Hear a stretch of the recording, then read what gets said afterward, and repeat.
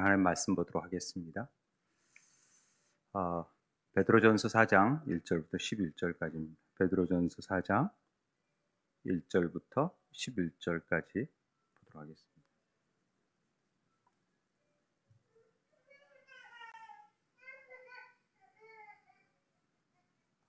베드로 4장 1절부터 11절 말씀 교독하겠습니다. 제가 먼저 읽겠습니다.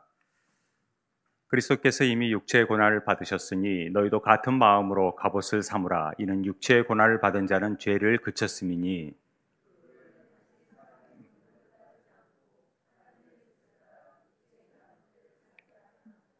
너희가 음란과 정욕과 술 취함과 방탕과 향락과 무법한 우상 숭배를 하여 이방인의 뜻을 따라 행한 것은 지나간 때로 족하도다.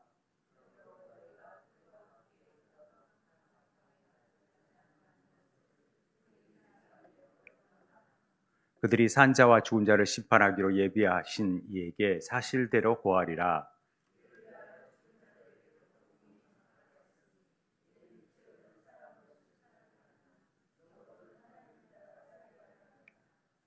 만물의 마지막이 가까웠으니 그러므로 너희는 정신을 차리고 근신하여 기도하라.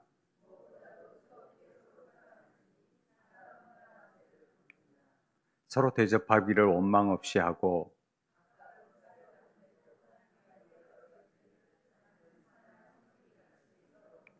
함께 읽겠습니다. 만일 누가 말하려면 하나님의 누가 봉사하려면 하나님이 공급하시는 힘으로 하는 것 같이 하라. 이는 범사에 예수 그리스도로 말미암아 하나님이 영광을 받으시게 하려 함이니 그에게 영광과 권능이 세세 무궁하도록 있느니라. 아멘. 이제 우리가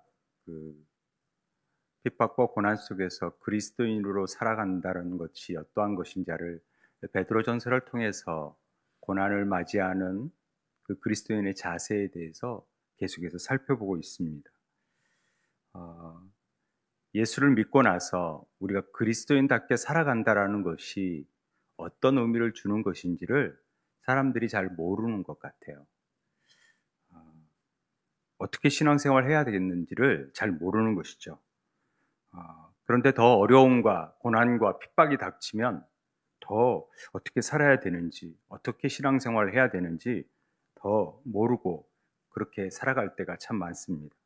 오늘 말씀을 통해서 우리 그리스도인들이 결과적으로 끝이 있다라는 사실을 늘 기억해야 되고, 그런 의미에서 종말론적인 삶을 살아야 된다.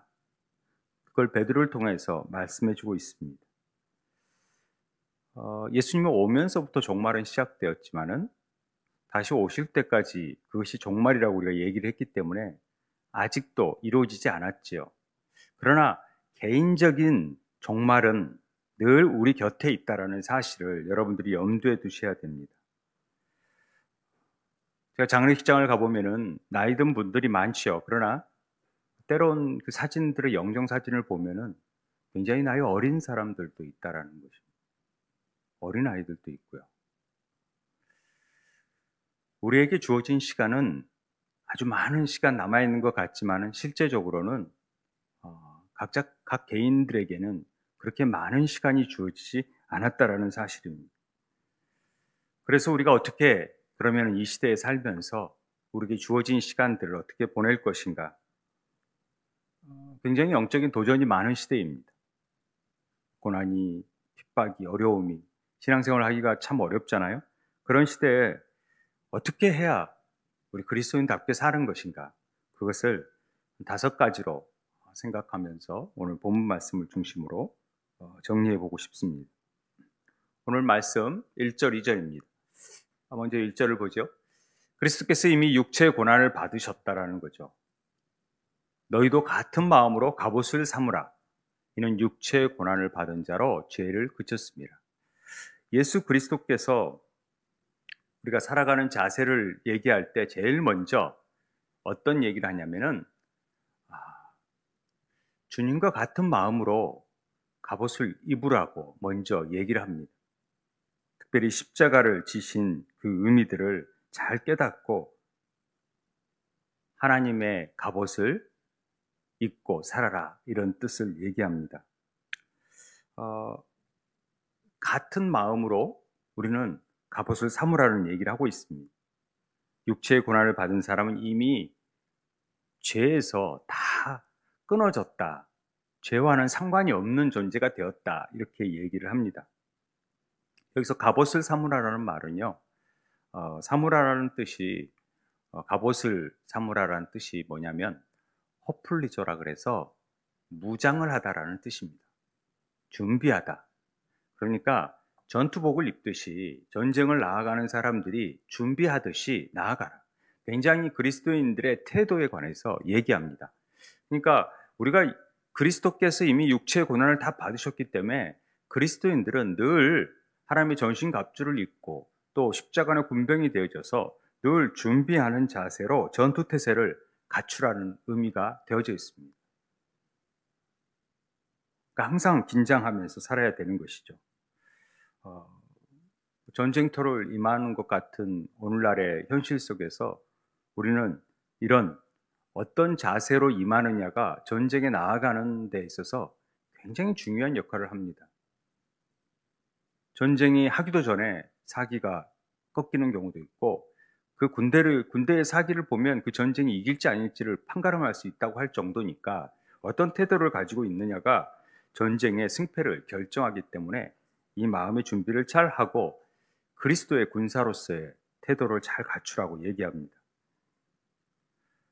예수 십자가의 죽음은 우리에게 모든 죄를 끊어버리고 이런 그리스도 안에서 십자가의 군병으로 부르심을 받는 삶을 살게 해주셨습니다.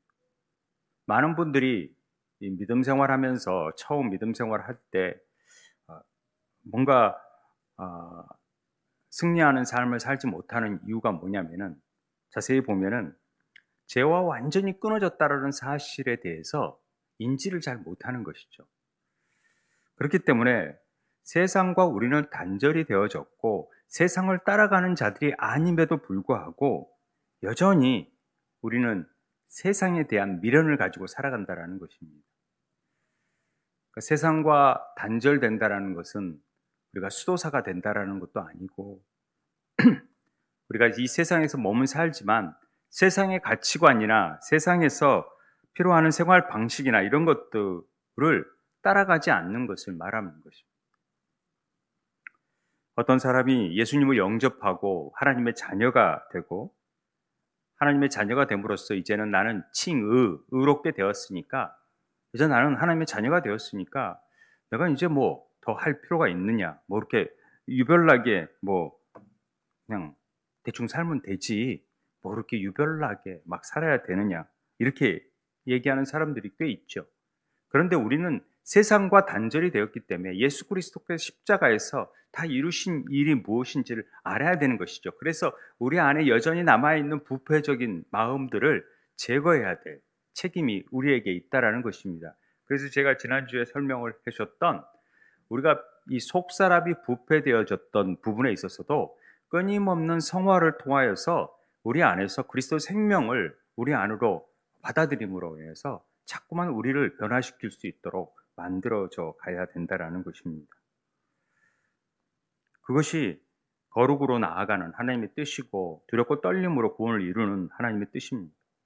이런 일들은 죽음과 부활, 즉 내가 십자가에서 죽고 그리스도 안에서 새롭게 산다라는 그리스도의 생명을 받은 자로서 살아간다라는 것을 깨닫고 위의 것들을 바라보며 사는 삶을 말한다는 것을 얘기를 드렸습니다. 그래서 그리스도인들의 태도는 늘 이렇게 긴장하면서 그리스도의 십자가에서 이루신 일들을 기억하면서 갑옷을 입고 영적인 싸움에 태세를 준비할 수 있는 마음을 가지고 행해야 됩니다. 그리고 어떻게 살아가야 되느냐? 우리가 갑옷을 입은 자가 반드시 따라가야 할 삶은, 그 후로는 다시는 이제 사람의 정욕을 따르지 않고 하나님의 뜻을 따라서 육체의 남은 때를 살게 하려고 이렇게 하셨다라는 것입니다. 이제 우리가 예수를 믿으면은 이제는 사람의 정욕을 따르지 않고 사람의 정욕과 하나님의 뜻이 완전히 대비되어 있거든요. 그러니까 사람의 정욕을 절대 따르지 않고 우리는 하나님의 뜻을 따르는 존재다. 그래서 첫 번째로 우리가 생각해 봐야 되는 것은 그리스도인이라면 하나님의 뜻을 따르는 사람들이다. 이렇게 기억하셨으면 좋겠습니다. 그래서 고난이 올 때 우리는 늘 인간적인 욕심 때문에 또 정욕 때문에 우리의 이기심을 극복하지 못하면서 고난에 쉽게 타락해버리고 타협해버리기 쉽습니다. 그러다 보니까 또 죄를 짓게 되는 거죠. 고난이 올 때 왜 이런 고난이 나에게 오는 것이지? 라고 생각하면서 이 고난을 허용하신 하나님의 뜻이 무엇인지를 늘 생각해 보아야 합니다. 그게 뭔지 자꾸만 성령께 물어봐야 됩니다. 죄라는 것은 자기 중심성이거든요. 그래서 늘 자기 중심적이라는 것은 자기의 정욕대로 사는 삶을 얘기하는 것입니다. 그러나 그런 자기의 정욕을 이 땅의 지체로부터 오는 정욕을 제거하고 위의 것들로부터 오는 삶을 사는 것이 그리스도의 삶이고 십자가에 군병된 자의 모습이라는 것을 우리에게 가르쳐 주는 것입니다. 내 뜻대로 사람이 정욕대로 사는 삶이 무엇인지는 3절의 얘기가 나옵니다. 그것이 이방인의 뜻을 따라 사는 삶이죠. 지난 우리의 삶은 그렇게 살아왔습니다. 그렇게 살아온 대로 이미 족하다는 거죠. 지금까지 그렇게 살았으면은 이제부터라도 그렇게 살아선 안 된다라는 게 베드로의 고백입니다.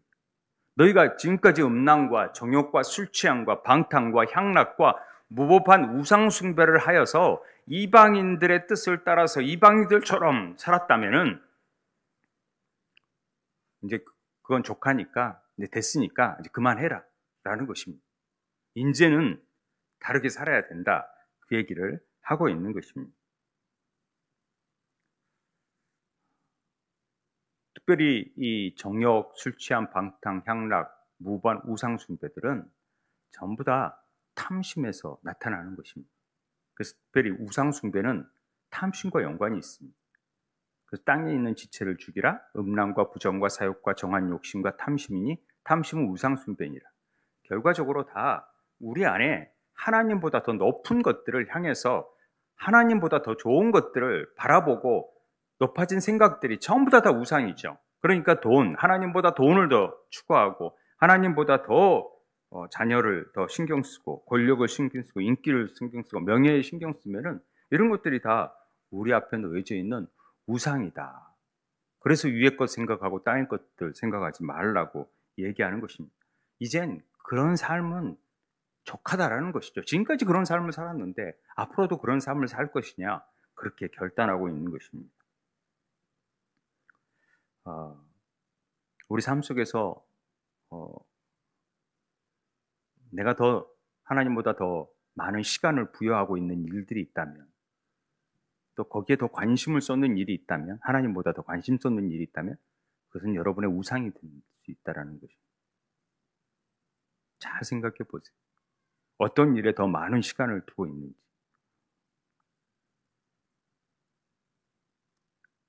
이젠 족하다는 것이죠. 그만하라는 것입니다. 그만했으면 됐다라는 것이죠. 탐욕을 쫓던 시간에 우리가 이제 TV 보고 홈쇼핑하고 또 유튜브 보고 돈 버는 일에 몰두하는 일들 좀 그만하라는 것이죠. 그만했으면 됐다라는 것이죠. 거기에 목적을 두고 살아가는 삶은 이젠 됐으니까 이젠 위의 것을 좀 찾는 하나님의 뜻을 좀 생각해 보는 삶을 좀 살았으면 좋겠다. 그걸 말하고 있습니다. 그래서 첫 번째 생각할 것은 우리 하나님의 뜻을 좀 생각하는 삶을 살아야 된다. 고난의 시대일수록 더 하나님의 뜻을 생각하는 삶을 살아야 된다. 그런 얘기를 하는 것이죠. 그러면서 이러므로 너희가 그들과 함께 그런 극한 방탕에 다름질하지 아니한 것을 그들이 이상히 여겨 비방합니다. 우리가 이렇게 이제는 세대를 본받지 아니하고 정말 이제 하나님 뜻대로 살려고 하잖아요. 그러니까 세상 사람들은 극한 방탕에 다름질하고 있다라는 거죠. 정말 더 이상 어떻게 저렇게 할 수 있을까? 그런 일들을 여지없이 하고 있는데 그렇게 욕하면서 우리도 여지없이 그 일을 따라가고 있는 거예요. 아무런 생각 없이. 이 다름질하다라는 말이 쉰트레코라는 헬라어 단어인데 함께 달리다, 함께 달려가서 모이다라는 뜻인데요. 이 말은 뭐냐면 우리가 떼거지로 다름질하는 경우가 있잖아요. 막 경주를 하는데 막 달려요. 그러니까 왜 달리는 거지? 그리고 자기도 멋모르고 달리는 거예요. 그리고 왜 달리는지도 모르고 막 달려가고 있는 거예요. 목적지를 향해서. 어디로 가고 있으니까 나도 안 달리면 안 되나 보다 하고 막 달려가고 있는 거죠. 동물의 왕국 같은 데서도 어떤 동물들이 막 달리면 뭔지 모르고 막 따라 달리는 경우도 있잖아요. 마치 그러듯이 우리의 삶이요. 방탕에 다름질하고 있는데도 뭐지? 그런데 다른 사람들이 다 가고 있으니까 우리도 안 가면 나도 여기 앉아 있으면 괜히 이상할 것 같으니까 나도 달리는 것입니다. 이런 것들이 그런 모습이라는 것입니다. 누가 과외를 시키면요. 우리 애가 뒤처지면 어떡하나 하고 빨리 과외를 시켜야 되는 거죠. 안 느껴보셨어요? 또 어떤 일 하면은 우리 애들 안 하면 안 될 것 같으니까 막 시켜야 될 것 같고. 그러니까 자기의 어떤 생각과 뜻, 방향들을 잘 모르면서 그냥 세상 사람들이 하는 방향대로 막 가는데 그게 극한 방탕으로 가고 있는지도 깨닫지도 못하고 분별하지도 못하고 그냥 가고 있네? 그쪽으로 보내? 그러고 그냥 다 가는 거죠. 이게 그런 모습이라는 것입니다. 그래서 로마서 이 세대를 본받지 말고라는 것은 그런 방향으로 다름질하지 말라라는 뜻입니다. 극한 방탕으로. 정신없이 달려가지 말라는 뜻입니다. 근데 우리가 안 따라가면은 안 따라가고 나는 그게 바르지 않아. 이게 올바르다고 생각해. 라고 얘기하면서 나는 그 길을 가지 않을 거야. 난 좁은 길을 갈 거야. 라고 말을 하잖아요. 그러면 사람들이 비난해요. 비방해요. 조롱해요. 심지어 박해해요. 에이, 니들이 뭐 학교를 하고 유치원을 성경을 하고 에이, 그런 조그마한 교회에서 큰 교회도 다 안 하는데 이래요. 비방해요. 비난해요. 그리고 에이, 막 이렇게 가볍게 여기는 거죠. 그리고 좀 심해지면은 왕따도 시키기도 해요. 저기는 유별난데네. 에이, 안 놀아야지. 막 이러면서. 그런 걸 이상히 여기지 말라는 거죠. 당연히 그렇게 그런 반응들이 나올 수밖에 없다라는 것이죠. 우리는 왜 이 세를 본받지 않기 때문에. 그 하나님의 뜻이 무엇인지를 분별하기 때문에. 이게 굉장히 중요합니다. 그래서 박해를 하고 비난을 받는 거 보면은, 우리가 제대로 가고 있네. 라고 여기시면 됩니다. 그리고 더 힘을 내는 거죠.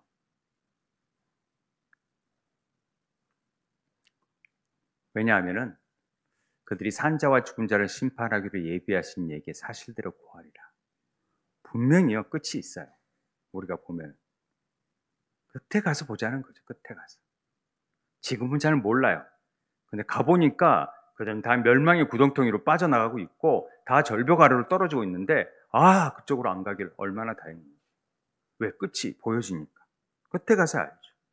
예수 믿는 사람은 그 싸움 하는 거예요. 그 싸움. 산자와 죽은 자를 심판하기로 예비하신 이에게 사실대로 우리는 고하리라. 한번 죽는 것은 정한 이치요. 그 이후에는 반드시 심판이 있다는 사실을 우리는 늘 염두에 두고 있어야 됩니다. 하나님 탁 펼쳐놓으시고 어느 누구도 심판대 앞에 벗어날 수 없습니다. 심판대 앞에서 심판을 받게 됩니다. 그럴 때 우리는 고하면 됩니다. 하나님께서 궁극적인 책임을 져야 한다는 말 그 자체가 고한다라는 뜻입니다. 하나님 책임지세요. 이 부분에. 라고 말하는 게 고하는 거예요. 우리가 그래야 되는 거죠. 잘 보세요. 6절에 보면 한번 읽을까요? 시작. 이를 위하여 죽은 자들에게도 복음이 전파되었으니 이는 육체로는 사람으로 심판을 받으나 영으로는 하나님을 따라 살게 하려 함이라.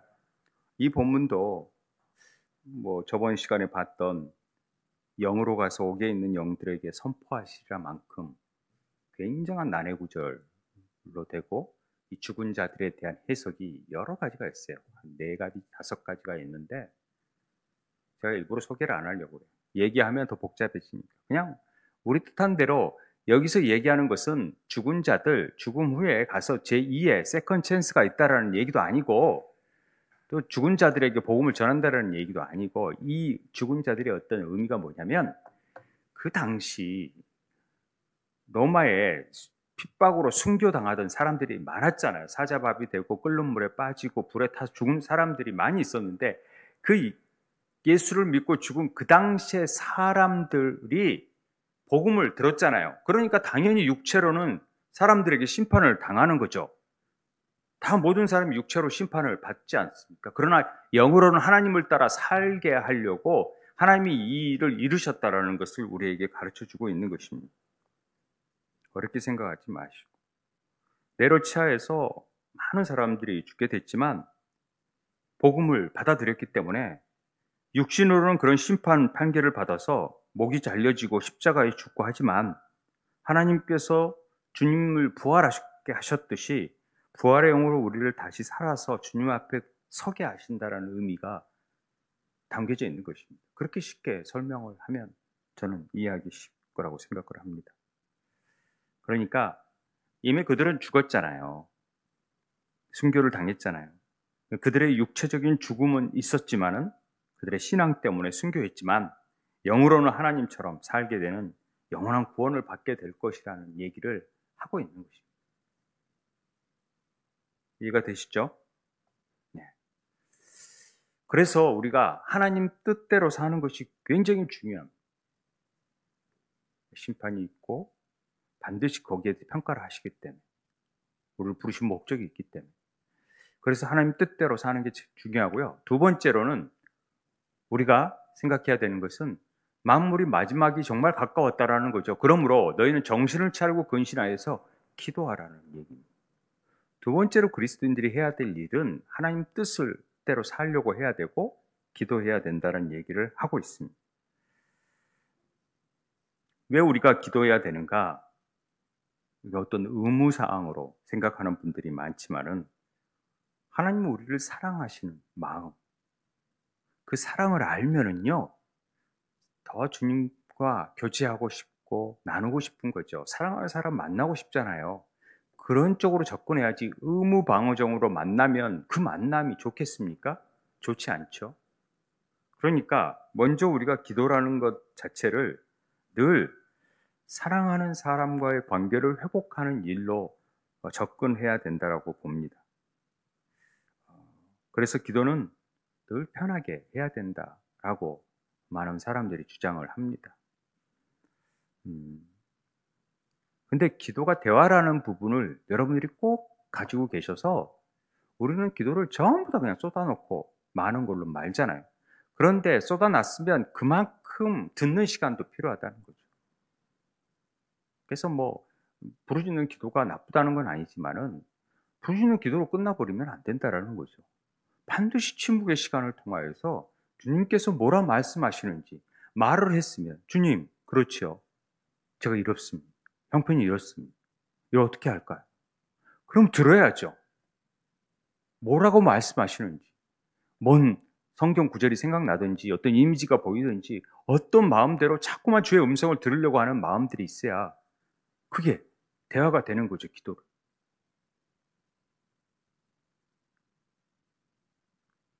하나님은 우리와 같은 시간 보내시는 것을 너무 좋아하세요. 그 대화하시는 것도 좋아하시고 말씀 나누길 좋아하는 거죠. 의무로 생각하면은 기도가 굉장히 힘들어집니다. 그러나 하나님 나를 너무 만나기를 원하시고 또 사랑하여 주시니까 또 나도 가서 보고 싶은 깊은 마음, 이런 마음으로 접근하면 훨씬 기도가 편해진다는 것이죠. 우리가 좀 더 세상과 분별된 삶을 살아야 됩니다. 세대를 본받지 않고 살아가려고 하는 얘기를 쭉 했는데 그게 참 어렵습니다. 쉽지 않습니다. 그런 세상에 조류하고 충돌해 가면서 내 신앙을 지켜가면서 하나님 뜻대로 사는 것, 그래서 정신 똑바로 차리고 근신하여서 기도해야 돼. 그러니까 기도해야 돼. 왜냐하면 눈 뜨자마자 우리에게는 유튜브, 핸드폰, 수많은 정보들이 막 들어옵니다. 그리고 가르치는 것들은 전부 다 하나님 안 계시다입니다. 학교를 보내도 애들이 하나님 없다로 해서부터 하는 그런 베이스를 가지고 교육을 받고 있습니다. 그러니 우리 자녀들도 엄청난 공격을 받고 있는 거죠. 뭐 우리들도 말할 것도 없고요. 쉼없이 이럴 때 우리가 기도하지 않으면 안 된다라는 것입니다. 하나님과의 독대하는 능력과 하나님께 도움을 구하지 않으면 이것을 헤쳐나갈 수 있는 힘이 우리에게는 없기 때문에 세상을 이길 능력은 주님께서 주셔야만 되는 것입니다. 그래서 하나님과 보내는 시간, 주님께 기도하는 시간이 중요한 것입니다. 우리가 조금만 더 TV 보는 시간을 좀 줄이고 SNS 하는 시간 줄이고 유튜브 보는 시간만 줄이고 기도의 시간으로 그걸 바꾼다면 어떻게 되겠습니까? 좀 달라질 거라고 생각이 듭니다. 우리 삶이 조금 달라지지 않을까요? 저는 그렇다고 확신합니다. 그래도 매일매일 저녁에 기도하고 또 새벽에 나와서 기도하는 분들이 있어서 저희들이 참 감사한 일이죠. 참여하셔서 함께 기도하면 좋을 것 같습니다. 또 개인적인 기도 시간을 가지고 집에서든지 얼마든지 기도할 수 있잖아요. 왜 이렇게 기도를 안 할까? 그건 아마도 뭐 여러 가지 이유가 있겠지만은 그만큼 우리가 절박함이 없어서 그런 것 같아요. 우리가 정말로 정말론적인 삶을 산다면 내일 지구가 종말이 온다면 기도하지 않을까요? 기도하겠죠. 아마 내일 막 파산 선고가 내려진다, 막 부도가 떨어진다. 그럼 기도하지 않을까요? 믿음이 있는 사람이라면 기도할 거라고 생각을 합니다. 법원 판결이 난다. 정말 중요한 법원 판결이 난다. 기도하게 되는 거죠. 수술을 앞두고 있다. 그러면 기도 안 할 수 없는 것이죠. 다급함이 없으니까 기도 안 하는 것 같아요. 그러니까 하나님이 기도를 안 하면 다급함을 주시는 것 같아요. 다급함 받기를 받으세요? 그래서 막 기도하게 바르세요? 어제 예은이가 저녁에 다쳐가지고 급하게 응급실에를 이세영 권사님이 데리고 갔는데 기도해야 되는 거죠. 급하게. 기도 안 하니까. 정신 차리라. 기도하게 할 수 있다라는 거죠. 꼭 그런 건 아니지만 어디에 있든지 자녀들 위해서 기도해야 되고요. 관심 가져야 되고 그렇습니다. 다행히 아무 이상이 잘 없어서 됐는데 큰일 날 뻔했다라는 거죠. 뭐 그런 사건들이 있습니다. 민환 형제도 지금 교통사고가 나서 차가 거의 이제 폐차시켜야 될 것 같은데 다행히 다치지 않아서 허리만 조금 다쳐가지고 입원해 있는데 늘 기도해야 된다라는 것입니다. 우리가. 그러니까 우리에게는 정말로 이렇게 느긋하게 신앙생활을 하는 것 같아도요. 우리에게 언제 어떤 일이 닥칠지 몰라요. 어떤 일들이 우리에게 다가올지 모르잖아요. 그렇기 때문에 늘 기도해야 된다라는 것이죠. 개인적인 종말론적인 삶을 살면서 정말 내일 주님이 오신다. 아니 내일 우리 주님이 나를 영혼을 취해 가실 수 있다라는 관점을 가진다면은 조금 더 기도하는 일들이 어떤 진정성 있게 더 다가가지 않을까 하는 생각을 하게 됩니다.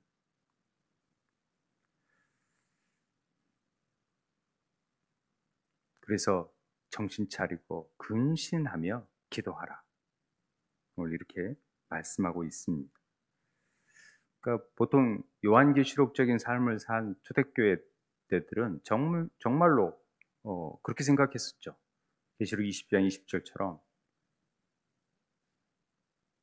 진실로 속히 오리라 하셨다라는 거죠. 그것을 아멘 주 예수여 어서 오시옵소서 오시옵소서 마라나타 주님 오십시오. 이런 마음을 가지고 있어야 돼요. 주님 조금만 더 아직 해야 될 일이나 아직 제가 못한 것 많으니까 조금만 있다 오십시오. 이런 게 아니라 빨리 오실 수 있도록 우리가 기도해야 된다는 것입니다. 세 번째, 그리스도인들은 8절입니다. 무엇보다도 뜨겁게 서로 사랑할지니 사랑은 허다한 죄를 덮느니라. 뜨겁게 사랑하라는 것입니다. 그리스도인들이 뜨겁게 사랑하라. 미지근하기도 하지 말고 라우디아 교인처럼 차지도 덥지도 않는 신앙, 그런 사랑 아니고 미워하는 것도 아니고 사랑하는 것도 아니고 저건 뭐지? 그렇게 하지 말라는 것입니다.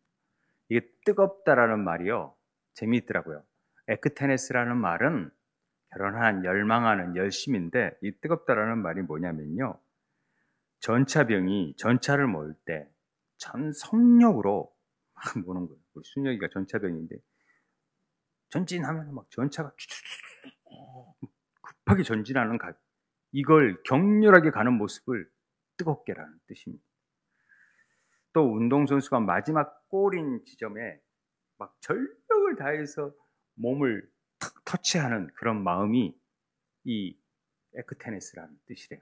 그러니까 무엇보다도 그냥 전력을 다해서 서로 사랑하라는 얘기를 하고 있습니다. 왜요? 그 사랑은 우리의 모든 허다한 죄를 다 덮는다고 얘기를 하고 있습니다. 그러니까 이 아가페라는 사랑의 의미는 사랑할 자격이 되고 안 되고를 보고 사랑하라는 말이 아니라 그냥 어떻게 사랑하라는 겁니까? 있는 모습 그대로를 보고 사랑하라는 것입니다. 인격 그대로를 사랑하라는 것입니다. 그러니까 부족하든 어쩌든 그냥 사랑하라는 것입니다. 결점까지도 사랑하라는 것입니다. 받아들이라는 것이죠. 이게 쉽지 않습니다. 그러나 그렇게 하라는 것입니다. 그래서 사랑은 오래 참고가 제일 나오는 것 같아요. 오래 참는 것입니다. 마지막에 뭐예요? 모든 것을 참고 모든 것을 견디는 것으로 끝난 거예요. 그게 사랑이라는 것이죠. 뜨겁게 사랑하라는 것입니다. 잠시 물 끓듯 탁 사랑했다가 그냥 좀 실증나고 싫어졌다고 이혼하고 이런 것은 이 아가페적인 사랑이 아닙니다. 그러니까 우리 안에 사랑을 못하는 것은 미움이 있기 때문에 그래요. 미움은 다툼을 일으켜도 사랑은 모든 허물을 가린다고 얘기하지 않습니까? 잠언에. 미우니까 다툼이 일어나요. 미우니까 자꾸만 밖에 나와서 안 좋은 얘기하는 거예요. 미우니까. 흠을 얘기하고. 사랑한다면 그걸 덮어야죠. 더 감싸줘야죠.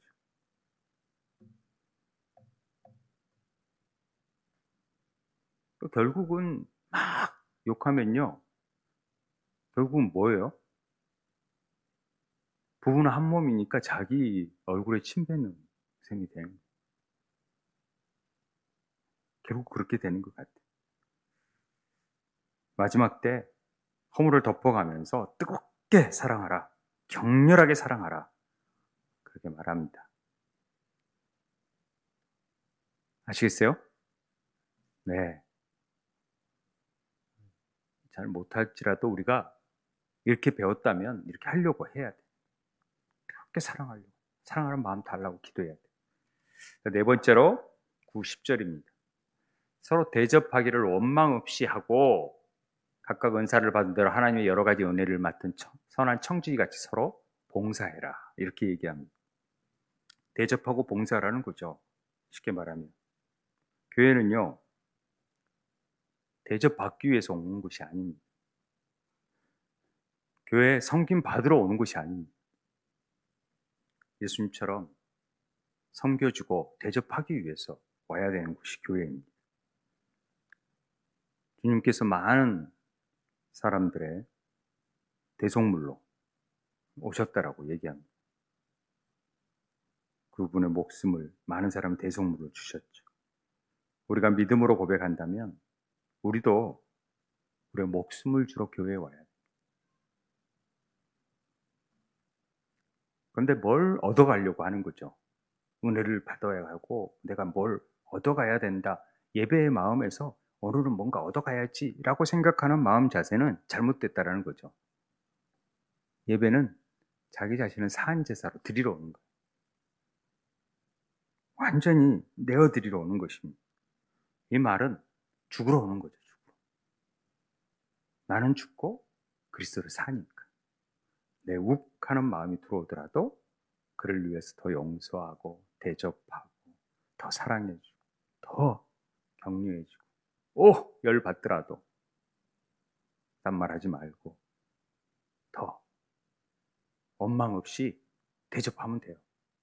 뭘 저걸 안 했다고 나 이렇게 준비했는데 이걸 뭐 저런 소리 하고 그 소리 하는 사람도 정말 잘못됐지만 그냥 우리가 대접하는 마음이니까 대접하면 돼. 그리고 은사를 받은 대로 은사 얘기가 나오잖아요. 은사에 대해서 많은 오해를 갖고 있는 분들이 많아요. 은사는요, 어떤 사람이 특별하게 받는 걸 은사라고 생각하는데 누구나 은사를 가지고 있어요. 그 자기가 잘 몰라서 그렇지. 나는 은사가 없다 라는 사람들도 은사가 없는 게 아니라 모르고 있을 뿐이에요. 다 각각의 은사는 하나님이 주세요. 그런데 문제는 뭐냐면 은사 받은 대로 하나님이 여러 가지 은혜를 맡은 선한 청지기 같이 서로 봉사해야 되는데 은사는 하나님이 필요해서 우리에게 주시는 선물이거든요. 은혜로 주셔요. 은혜로 받은 선물이요. 거저 받았다라는 것이죠. 그러니까 자랑할 게 없어요. 은사를. 그런데 은사를 가지고 막 자랑하는 사람들이 있어요. 그냥 은사는 받은 대로 그냥 행하면 돼요. 어떻게 같이? 선한 청지기 같이 은사를 봉사하면 돼요. 은사는 굉장히 다양하거든요. 그런데 은혜를 맡은 청지기처럼 하라는 거죠. 청지기는요, 그냥 자기가 주인이 아니라는 거예요. 대신 맡아서 대신 내 것이 없고 내 소유가 하나도 없고 그것을 대신 관리하는 사람들이라는 것입니다. 근데 좀 오래되면요, 사람들이 청직이라는 생각을 잊어버리고 자기가 주인처럼 생각해. 하나님이 주신 은사가 자기 것인 거 생각해요. 자기가 잘나서 내가 기도 많이 해서 받은 거로 생각을 해요. 그렇게 내 거라고 생각을 하니까 내가 은사를 베풀었는데 이렇게 반응이 안 온다고 뭐라고 하는 거죠. 이게 착각입니다. 내가 능력이 있어서 은사를 받았다는 것도 착각이고요. 내 것이라고 생각하는 것도 착각입니다. 그렇기 때문에 내가 뭘 주는데 이런 반응을 보여? 이러면서 아까워하고 힘들어하고 이렇게 얘기하는 것입니다. 정직이라는 건 절대 내 것이 아니라는 것을 그냥 수고도 없이 그냥 열심히 일해야 되는 거죠. 목숨도 내 것이 아닌데 뭐가 내 겁니까? 초대교회는요, 이걸 분명히 알았어요. 그래서 자기 받은 은사들을 다 내어놨었어요. 물질도요, 물질에 받은 은사들도 자기 재산들도 다 내어놨었어요. 브리스기라 아굴라 집 내놓고 빌레몬도 집을 내놓고 바나바도 다 내놓고 왜냐하면 늘 청지기처럼 섬겼죠. 그런 삶을 주님이 보여주셨고 주님이 그렇게 너희가 너희 것이 아닌 지극히 작은 자에게 한 것이 곧 내게 한 것이다. 마태복음에 그 얘기를 하시잖아요. 우리가 언제 그렇게 했습니까? 내가 진실로 너희에게 이르노니 너희가 여기 내 형제 중에 지극히 작은 자 하나에게 한 것이 곧 내게 한 것입니다. 우리가 작은 자에게 한 것이 주님께 하는 일이기 때문에 우리가 기쁨으로 행할 수 있는 것이죠. 한 사람, 그냥 내가 좀 있으니까 베푼다 이런 개념으로 가면은 늘 서운하고 또 뒷말 나오고 그럴 수 있죠. 그런데 내가 청지기로서 받은 것 가지고 하나님의 뜻을 펼치고 주님께 했다라고 생각했을 때 그것이 하나님 앞에 기억된다라는 사실입니다. 마지막으로 11절입니다. 누가 말하려면 하나님의 말씀하는 것 같이 하라는 거죠. 말할 때. 이거 참 어렵잖아요. 봉사하려면 하나님이 공급하시는 힘으로 하는 것 같이 하라. 왜냐하면 이런 범사의 예수 그리스도로 말미암아 하나님이 영광을 받으시게 하려고 그렇게 하라는 것입니다. 그에게 영광과 권능이 셋의 뭉토로 있기 때문에 그렇습니다. 그래서요, 우리가 잘 이거 무슨 말 하든지 하나님 말씀으로 하는 것은요, 성령으로 하라는 것이죠. 성령이 말하게 하심에 따라 말하고요. 그냥 자기 말 입을 이 조동아리를 그냥 주의하게끔 만들어야 돼.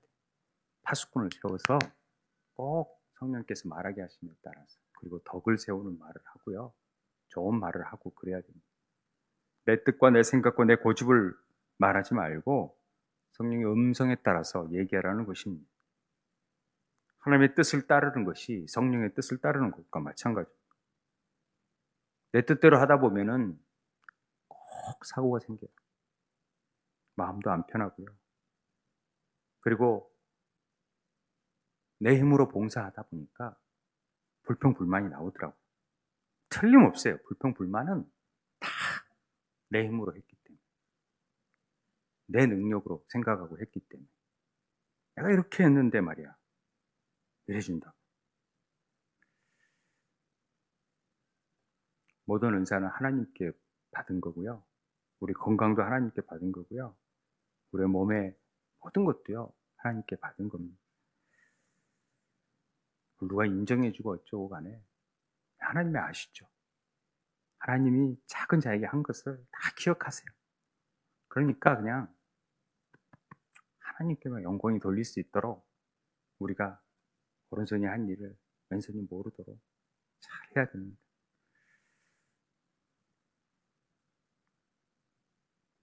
위로부터 주시는 힘에 공급받아서 주님이 원하시는 뜻대로 행하고 주님이 영광 받으시는 삶을 사는 것이 고난의 시대 때, 이 마지막 시대 때 그리스도인들이 살아가는 모습이라는 것이죠. 이렇게 살면 좀 그리스도인들의 삶들이 좀 보기에도 사람들이 보기에도 좀 다르다. 정말 이 어려운 시대 때 저런 사람들이 있네 라는 말을 듣지 않을까 싶습니다.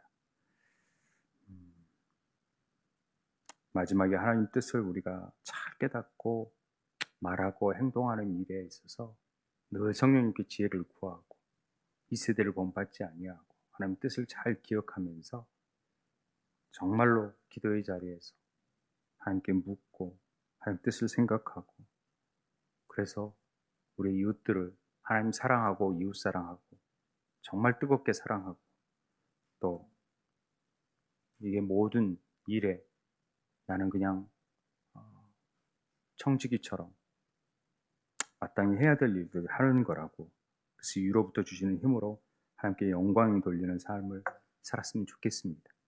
예, 우리 모든 능력과 모든 권세 찬양하고 기도하고 마치도록 하겠습니다.